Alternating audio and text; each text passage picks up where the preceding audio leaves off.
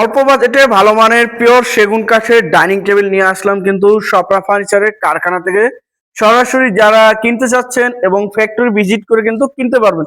পাইকারি দাম এবং খুচরা রেটে দুইটা ধরনের কিন্তু ওনার কাছে ডাইনিং টেবিল পাবেন। আজকে আমাদের সাথে মাহবুব ভাই থাকতেছে। আসসালামু আলাইকুম ভাই, কেমন আছেন? আলহামদুলিল্লাহ ভাইয়া, ভালো আছেন? আলহামদুলিল্লাহ ভাই, ভালো আছি ভাইয়া। আমার কাছে পর্যাপ্ত কালেকশন আছে। অবশ্যই। আমার ভাইরা, আমার বোনেরা যেটা পছন্দ করে এসে নিয়ে যেতে পারবো আমরা ফ্যাক্টরি সরাসরি ভিজিট করে। আচ্ছা আচ্ছা, এই দেখেন আপনার এটা খুচরা রেটটা একদম ২৭,০০০ টাকা বার্নিশ করে দেবো।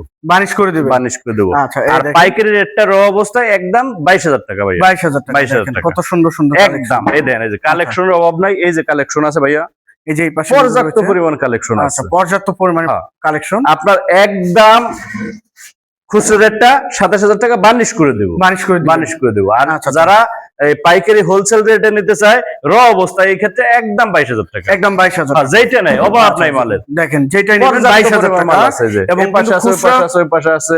খুচরা কিন্তু আমার নিচের থাকতেছে ফ্লোরে আছে, অভাব নাই। 27,000।